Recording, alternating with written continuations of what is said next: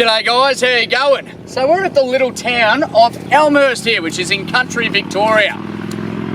Very, very quiet. That's why I was able to let the puppy just go for a little run around, because not a lot of traffic comes through here at the moment. Usually we would go to the pub, but unfortunately due to COVID and the climate at the moment, the pub is shut. Why do we go to the pub? Because the pub is usually the hub. So we've done a little bit of digging around and we've found a place that's just off the beaten track a little bit, which we think is going to fill the void nicely. Now, you would think, why would you come to Elmhurst? There's so many little things to do here. There's walking tracks, there's wineries around the area, arts and craft, and produce. It says it right there on the sign. Plus, home of the platypus. Why? Come along and check it out. But right now, we're going to jump back in the beefed up car and go check out this place that we reckon is going to be a little bit of all right. All right, puppies, what do you reckon? We go for a drive? Think so. We'll get through this slop, jump in the car, and then we'll head up there. Come on, guys.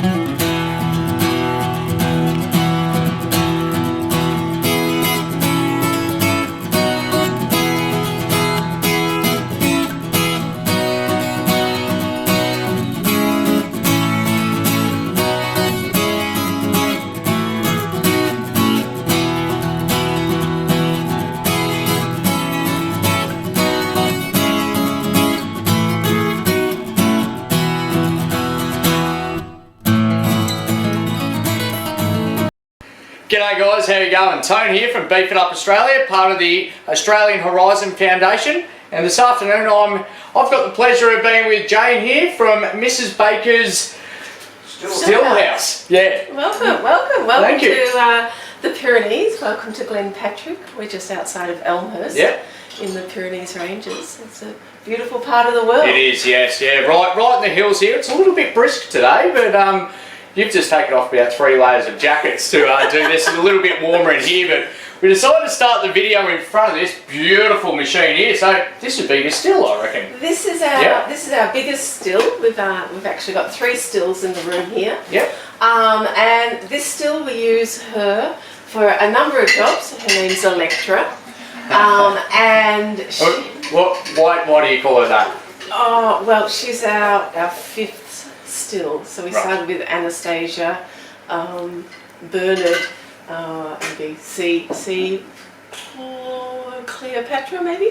Then we've got David happening over there, and this is Electra. Very good, very good. She's very thirsty for electricity as well. Ah, right. That'd be Ben over in the background. We'll have a chat with him shortly about exactly what he's doing over in his corner of the room. But there's a bit of a story behind this, isn't there? So this still is an Australian-made still. It's made in Smythesdale, just south of Ballarat, which is fantastic because many stills are made in America or Germany and places like that. So it's great to have an Australian one made, especially because, you know, like to support Australian industry, but also if there's something wrong with it, so, you know, we get a little break or we need a replacement part, Danny is available, and you know, he's an hour's drive away. And you get and you get the any repairs or tuition on using it or anything like that within, you know, a couple of days, rather than if you have to send it international, it could be months. So so it just would completely affect our production if we lost that sort of amount of time. So this still we use for a number of jobs. Our main job, we use her for stripping because we're a winery. It sounds a bit rude, doesn't it? We use her for stripping the ethanol out of wine. So we use second-hand wine, not second-hand wine, low-quality wine that we don't want to bottle up and sell. So we strip the ethanol out of that, and then we use that ethanol for making gins, liqueurs, our whole range of things. Yes. The other job that we use Electra for is for doing distillations of whiskey. So we make whiskey as well. So you've got the whole lot going on here, don't you? Yeah, we've got wine, we've got gin, we've got liqueurs, and we've just started making whiskey, which is fantastic, very exciting. And how long have you been doing this for? What was your first product where you went, hang on, this is what we're going to do going forward? Well, we planted a vineyard 20 years ago. Yep. We were your classic tree changers. We moved from Fitzroy in Melbourne, so where our backyard was a bit smaller than the area that we're standing in at the moment. That's pretty big for Fitzroy, I would have thought, actually, isn't it? Yeah. Big. And then, we were fortunate. And then we moved here. We're on a 600-acre property. Our kids went wild. We've got hills, and they went roaming and that sort of thing. We planted a vineyard. So our first product that we made was wine. So we started making wine, which is a great start to it all, because you grow your own product, you can try, you can experiment. You only making your production run is sort of just once a year, because that's when harvest is, that's when vintage is. So you make it once a year. About 6 years ago, we started distilling with a smaller still than Electra. Yep. And we started making a neutral spirit, making ethanol that we could use to make fortified wine, which, if you're old like me, Tony, you would call that port. I don't mind a port, to be honest, madam. Yes. To be young and hip and groovy like you, you'd use fortified wine. It's the correct term to use it. The Portuguese don't like us to say port. Oh, yes. It's their word. And that's fair enough. Try not to offend people. As best we can, yeah. So we take wine, which is about 13% alcohol. We'll do a distillation. We'll do actually 2 runs, 2 distillations, and we'll collect ethanol at about 92-93% alcohol. So that's pretty high strength. Yep. Don't light a match now. Rightio. And we'll see that process, exactly what you're doing in a moment, won't we? But, okay, so we'll go have a look at something else. I see a few barrels over on this side, so let's have a little chat about what's going on there, I think. So Jane, what have we got here in these barrels? So these barrels, gorgeous little barrels. They're made of oak. These ones have got whiskey in it, so these are some of our first run of whiskey. Whiskey has to stay in the barrel for 2 years, to mature for 2 years before we can release it in the bottle and call it whiskey. Okay. So to make the whiskey, we buy in malted barley, which is malted in Ballarat. So again, very local. The barley itself is grown in Skipton, just near Ballarat. And we get the barley, which is the grain, and then we grind it up a little bit, and then we mash it, which is basically making a bit of a soupy porridge out of it. Yeah, okay. And it releases a lot of the sugars. It just smells fantastic. Kind of smells like Milo. Oh, yes, everyone knows that smell. And then once that's gone and released all the sugars out of the grain, then we'll put it into the fermenter and ferment that sugar. Yep. And that will get basically a low alcohol, about 7% product, and then that will get distilled through the Electra that we saw just before. And then once it's been distilled, it goes into the barrels for maturation. Lovely. So this is a relatively new product. Yeah, this one has not been released yet. Ooh, so this is. Am I going to get a little taste later on to see where we're at? Or? Well, we'll have to see. I'll have to twist her arm a little. We'll see what happens. So we started. Our first whiskey run was earlier this year. Yeah. So, and we've got some good plans and exciting things coming with that. And down here, in these bigger ones, which in the scheme of barrels isn't that big, but these ones have got the fortified wine. So, or a port, as we like to say. Yes. Well done. And these barrels. I've got the port in it, not only because we love to sell our port and it's very popular, but also because it's preparing those barrels for the whiskey maturation, because whiskey is normally matured in barrels that has had port in it. Okay. And that gives it some of the colours and the flavours to it. Beautiful. Yeah. Okay, so the ports, you've been doing them for a little bit longer than the whiskey, I take it? Yeah. Fairly popular and... Oh, yeah. And like, you sort of think of it as a bit of an industrial byproduct or something, because you're just using it to get the barrels ready for the whiskey, but it flies off the shelves. Oh, very nice. Yeah. Very nice. And most of your products, Mainly within Australia, or you go a little bit international? No, we just sell locally. Just locally? Yeah. Beautiful. We're fairly small batch, small scale. So, Yeah. So generating a pallet worth, let alone a shipping container to be shipped overseas, if that was possible at the moment. We're not that scale. Ah, beautiful. But that it's a problem on like scaling up and that sort of stuff, but it gives us a lot of flexibility, and there's something I want to show you next before we step over to the last distillation. Interesting. Yeah. So on this table here. On this table. Yes, right. So Jane, this looks like your table of potions. Tell us a little bit about it. It does look like some potions, doesn't it? You've got some gorgeous colours and things going on here. So this is some of the experimentation work that we're doing at the moment. This is actually not my table of potions, because we're a family industry, like most farming industries are family based. This is our daughter has been working on this lot, and these are she's been doing some steeps of different botanicals.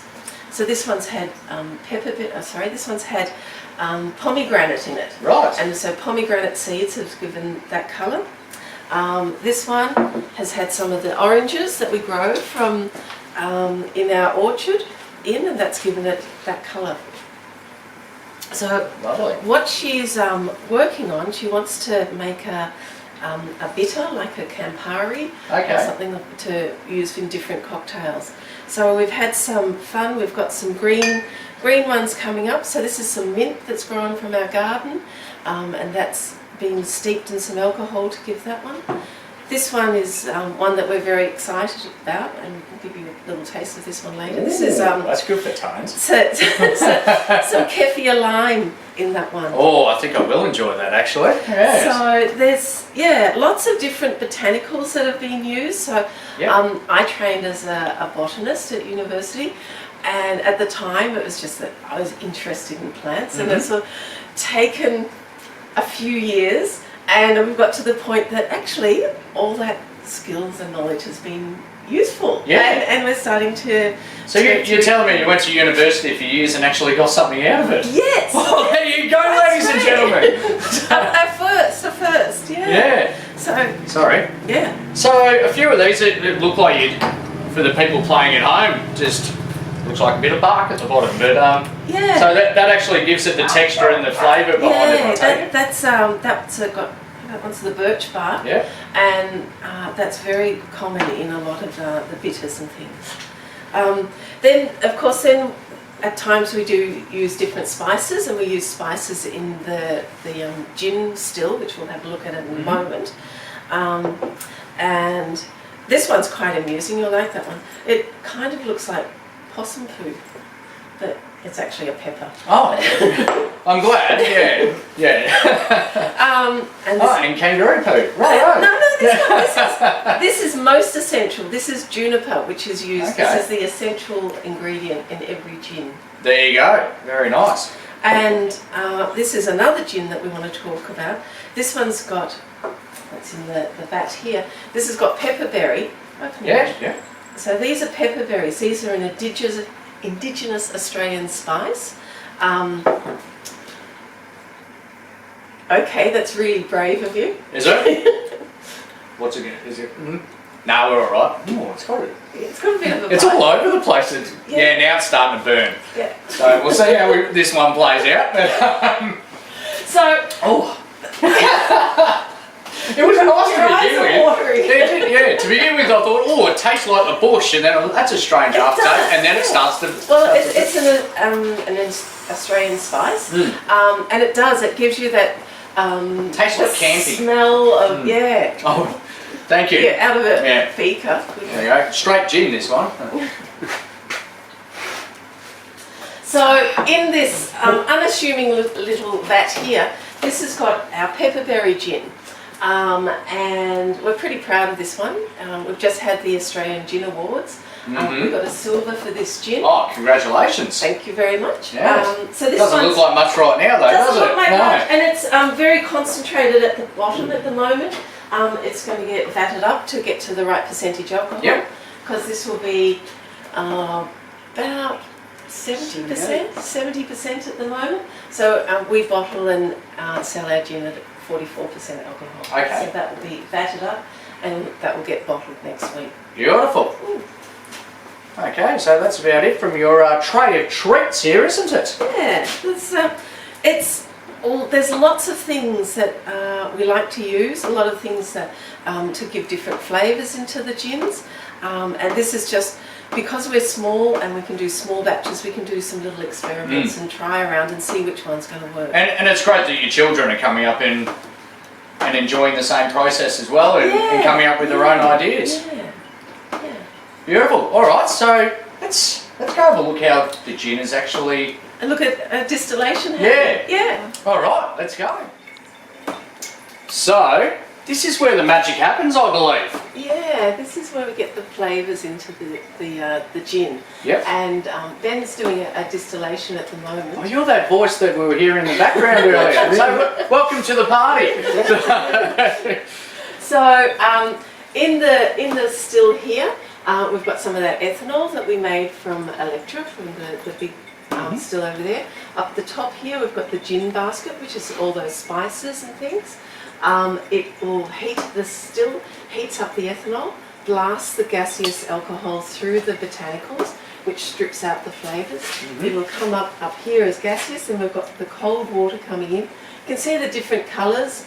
So it's cool water here, condensing it back down and causing the flavoured gin to come out here. Beautiful. So Ben was going to give you a little sample and show you what we're doing. So in this too, Ben, I believe there's some lemons, oranges, and a few different spices. What are the spices that you've got? Or is that a family secret? A lot of juniper. No, we don't bother with that. See if you can pick them. I've been told don't shot this one down Don't because shot that. we're sitting at about 80% alcohol or something, I think. 78 or 80% Oh, that's alcohol at the beautiful. moment. But it's it's right in the rich hearts of production, producing this beautifully flavoured, You can taste those flavours. highly concentrated gin. So we'll cut that back with water before it's bottled. To about 44% we bottle our gins at. This will probably produce about 14 litres at an average of about 74% alcohol. Okay. So it'll be roughly half and half of this stuff and pure fresh Glenpatrick cloud juice, which we were collecting a couple of hours ago. Beautiful.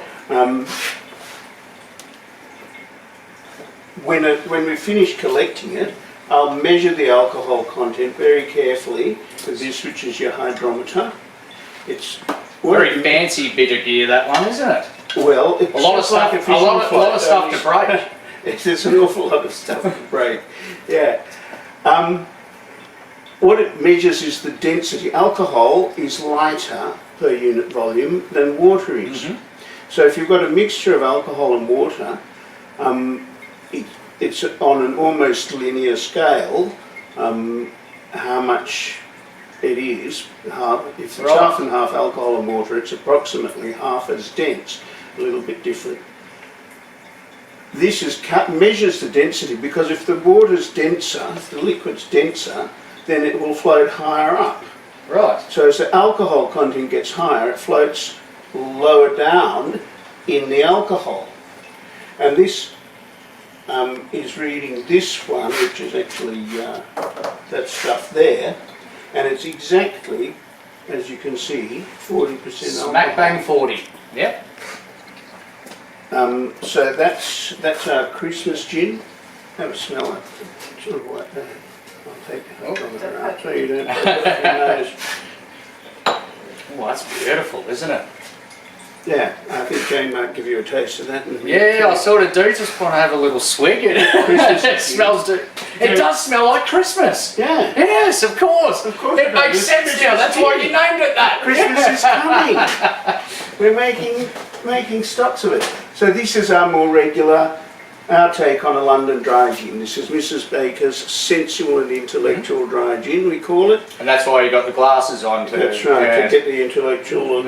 Distinguished. It's got those oranges and lemons that you picked out of it, lots of juniper, coriander seed, Orris root, which we grow here, and fresh herbs from the garden, which we grow here, which is bay leaf and thyme and rosemary.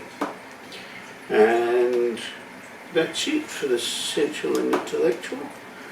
All grown here except the juniper at the moment. Very good. Killed about nearly 300 little juniper cuttings so far. Oh, very nice. They will grow once I get them going. Yep. Ah, lovely. Okay, well, thanks for that, Ben. I'm pretty keen to go do a little bit of a taste test now. What do you think? And welcome to the tasting room. We're actually outside here because I was silly enough not to bring a jump up, but this beautiful fire that's always running here has definitely worked in my favour. Keep the home fires burning. Yeah, it's lovely. It gives a nice aurora about the place. So, what have we got here? We've got a few gins and a few liqueurs. This is just a few of the things we make. Yep. I'll just give you a quick summary. This is the Sensual and Intellectual gin that Ben was making. Yes. So that's some of that one. This is, I chose this one because you told me you like licorice. That one's made with fennel seeds, which is anethol is the same chemical component, flavour component in licorice and in fennel and in aniseed. So that's quite good. This is our Asheraz Gin because we grow Shiraz grapes. We also make a Shiraz Gin. So that's 3 of our gins that we make. And these are 2 of our liqueurs, the Limoncello and the Triple Sec. And this is one of those experiments that was on the table. Oh, right. So very it's good. Good to have a new guinea pig, isn't it? Of course. Yeah. Okay, so this... So I'm learning how to taste test here gin at the same time. So I'm led to believe it's a little nip. So this is our first gin that we made. It's made with some of the botanicals that we grow ourselves. So it's 44% alcohol, so have a little taste and then just try it with some of the tonic water in it. Very nice. Yes. And with a little dollop of that. Yep.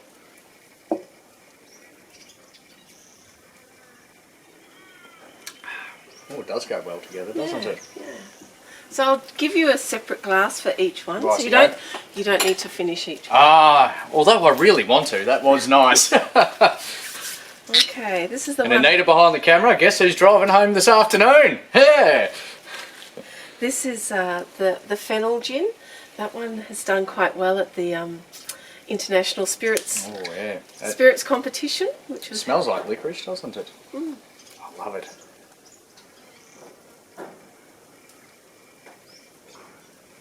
Oh, that's nice. I do enjoy that. Oh, yeah. That's my summertime gin. I love it. It's sort of halfway between a bit of an ouzo at the same time, isn't it? Well, yeah, I remember back in the day when I was a bit younger, Dad used to have that on the shelf, and some of it might have disappeared from time to time, but cheers, Dad. How are you?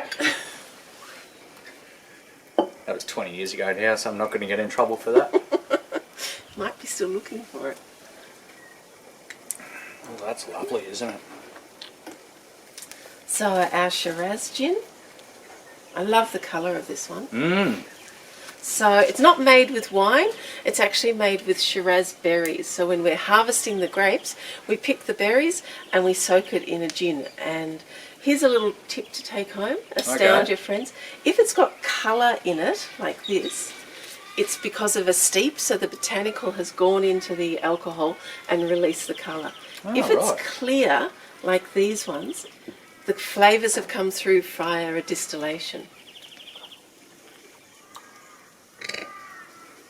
The taste just keeps going on, doesn't it? It sort of changes a little bit from a liqueur to a little bit of wine about it. And yes, well that's Shiraz, characteristic Shiraz. It does, yes.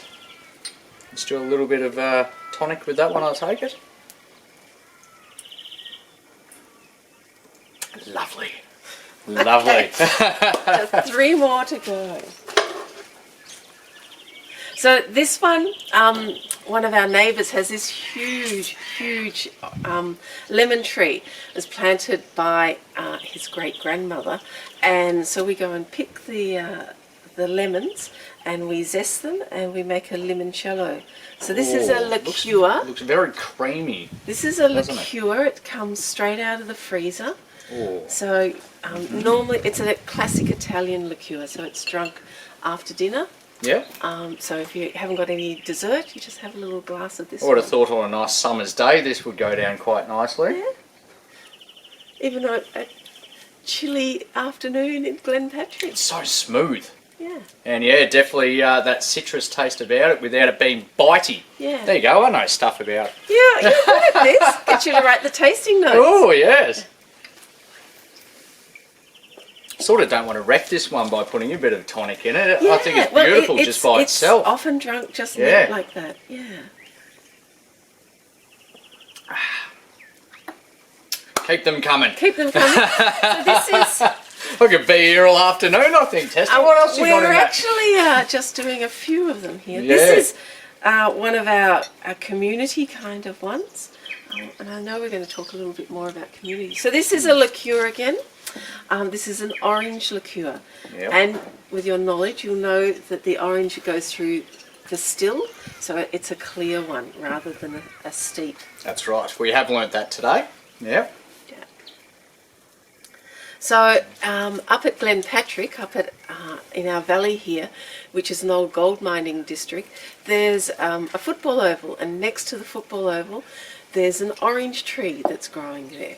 And we go up and we forage, that's the marketing term for it, forage the oranges. Okay. And we pick the Some oranges. people would say just pinching stuff off the tree. Yeah, that's not what you say. So we go and we pick the oranges and zest them. So we pick them in the morning, we zest them, and then they get distilled and makes that liqueur. Beautiful. That is lovely. They're both so smooth, aren't they? Yeah. I think being a grape-based distillation, it makes it a lot smoother than some of the grain-based distillations. Okay. Yeah. So this is the experiment one, the green one. You ready for this? I think so. Yeah. Do we want the camera on to just make sure that this... So this one's made with Kefir Lime. So is this one your daughter's created, is it? Yeah. Yep. Sorry, that glass had a chip in it, so I'm going to skip that one. Because I am quite pedantic with what I use to test my So drinks again, this with. is a liqueur, so it's a sweet one. Yeah, definitely. You can smell the lime in that for sure. And I feel like a little bit of cucumber and some... I was just trying to read the label at the same time there. No, I was trying to sound a little bit better than what I actually am. So, Well, that's actually the what did I garnish read there that was suggestion. close to... So what we've suggested... Nothing even close to that. What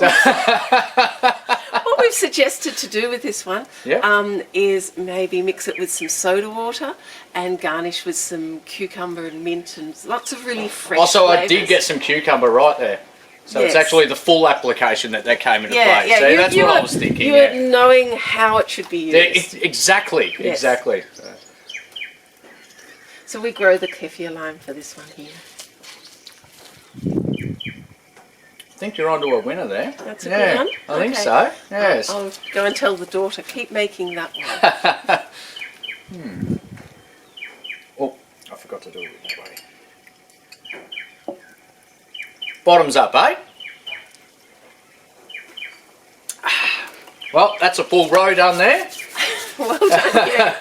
What do you think? We might go inside and talk a little bit more about, I believe you got a olive oil as well. We've got a few things in there to show you. Okay, let's move into there and have a look. So Jane, time for the big reveal.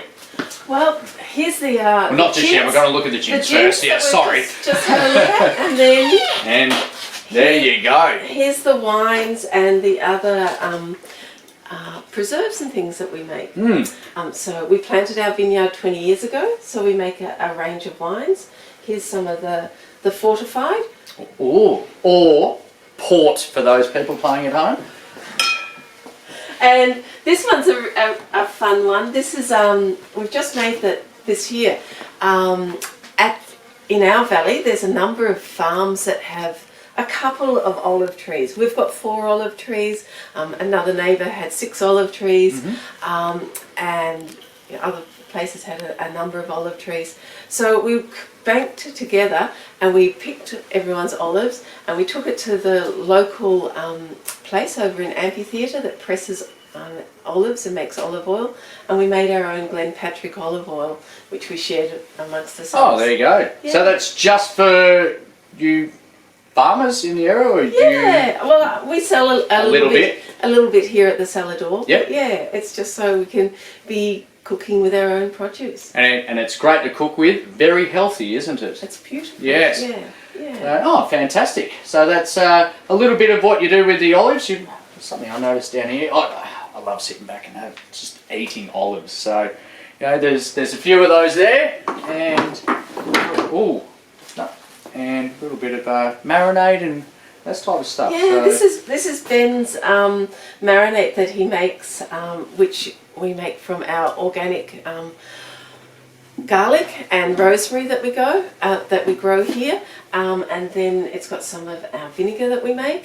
Very nice. And so we have sheep, of course, because we're a farm, and our sheep we don't butcher for meat. They're merino sheep, but our neighbours do. So we do a bit of a bartering where we get some of their meat and we pass on some of our marinade that we make. Yeah. There you go. So you touched on a fair bit about doing things with your neighbours and a bit with the community. There's a couple of little stories that I've heard about yourself and others around here, and one is actually the Bush Hospital. Winding back the clock here, I think I did some research. I looked at Wikipedia.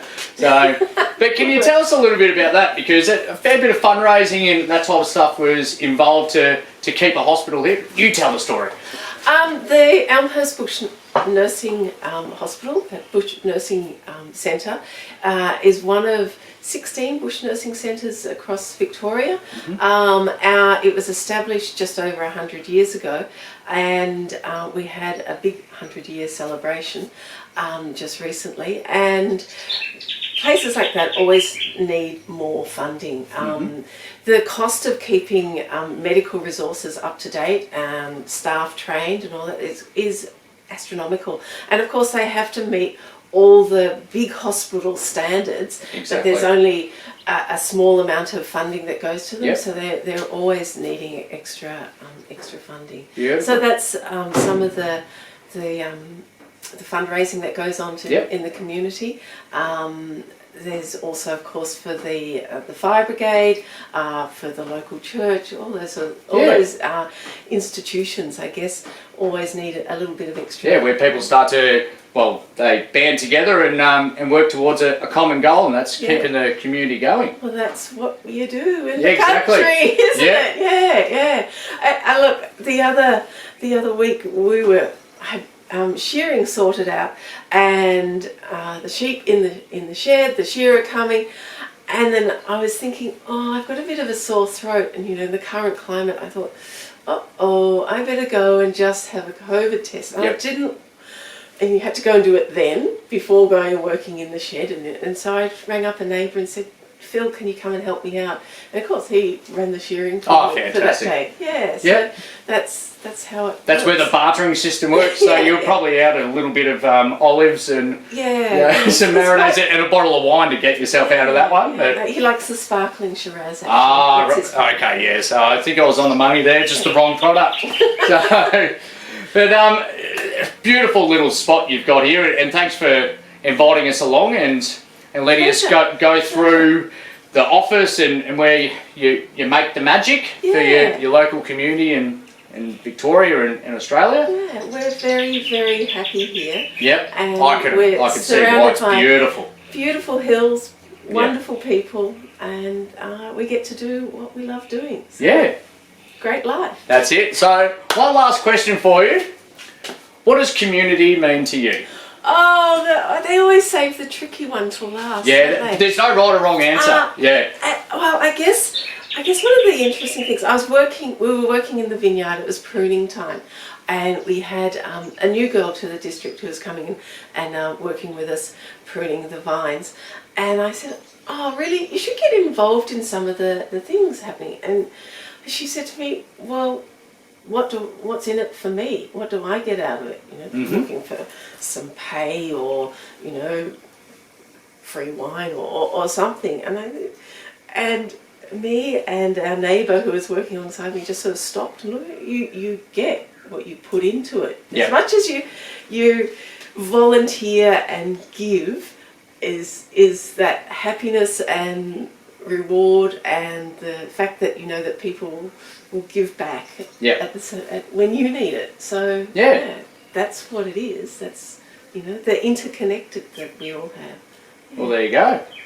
All right, well, thank you very much for having us again. All right, on our way out now, so a bit of time for a recap, I think. Lovely little place, no doubt about it, and learn a thing or two, especially some new terminology about gins and tonics. To be honest, I was one of those types of people that thought there was only the one type of gin, but looks like you can make it in many different ways, and it was really beautiful, that stuff, because a lot of it was, or is, actually made on the property or close by local sources.